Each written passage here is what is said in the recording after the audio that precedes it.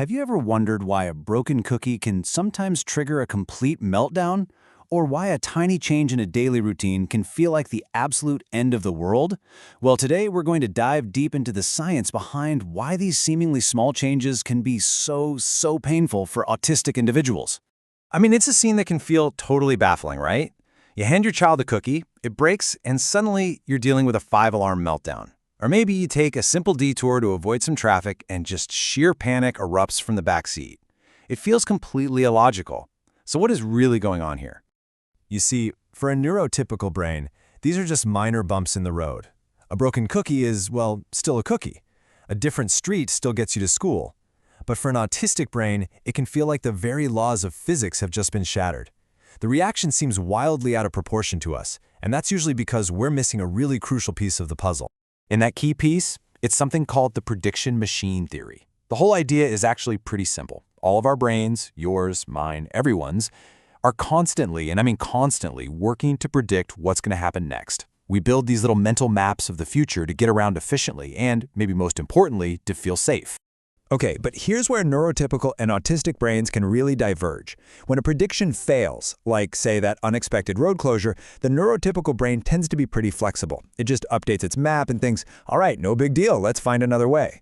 The autistic brain, on the other hand, often relies way more heavily on these predictions. It operates from a very strict and detailed script. The prediction isn't just, we're going to school, it's, we go straight, then we turn left at that specific light. So when you break that script, you're not just creating a minor inconvenience. Internally, what you're doing is generating what scientists call a massive prediction error. The brain's expectation and the sudden new reality are now in a kind of violent conflict. And this quote, wow, it just captures the feeling perfectly. This isn't just about being disappointed. It's a deep, physical sense of anxiety. Just imagine taking a step, totally expecting solid ground, and suddenly there's nothing there. That gut-wrenching free-fall sensation? That's the level of shock and fear we're talking about. The world has just become dangerously unpredictable. And that intense feeling? It explains the powerful, desperate need for predictability. Look, when the world already feels chaotic and loud, a routine isn't just a preference, it's a lifeline. It's literally an anchor in a stormy sea. For the autistic brain, routine equals safety. We actually see this need show up in behaviors that can look kind of rigid from the outside. Carefully lining up toys? That isn't just about play. It's about creating order out of total chaos. Insisting on the same food every single day? It's not about being picky. It's about guaranteeing a predictable sensory experience. And watching the same movie for the 100th time? It's not a lack of imagination. It's a way to find comfort in a story where you know exactly what will happen. Every single one of these is an anchor. This is probably the most important shift in thinking we can make.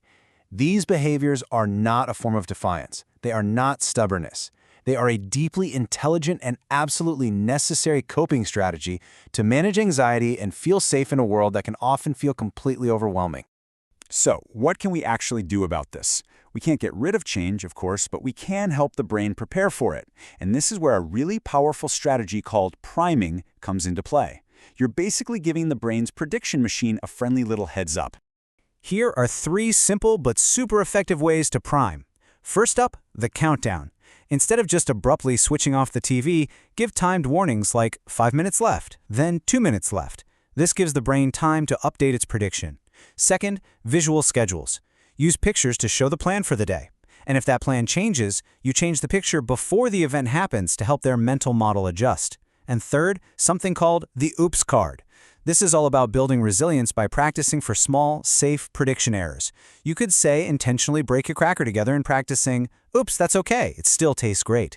So, as we start to wrap up here, let's just come back to this central, crucial idea. What we often see as rigidity isn't defiance at all. It's a defense mechanism. It's a shield that's been built to protect against that profound anxiety that comes from a world that just won't stick to the script. And this, right here, is why it matters so much. When you respect that deep-seated need for routine, when you work with the brain's prediction machine instead of trying to fight it, you directly lower that person's baseline of stress and anxiety. And when they feel safer, the intensity and the frequency of those meltdowns can decrease dramatically. Ultimately, the goal isn't really to force flexibility. It's to build security. It's about building safety. By understanding the why behind the behavior, we can shift from trying to correct them to trying to connect with them. So the real question becomes, how can we partner with them to make a chaotic world feel just a little bit safer?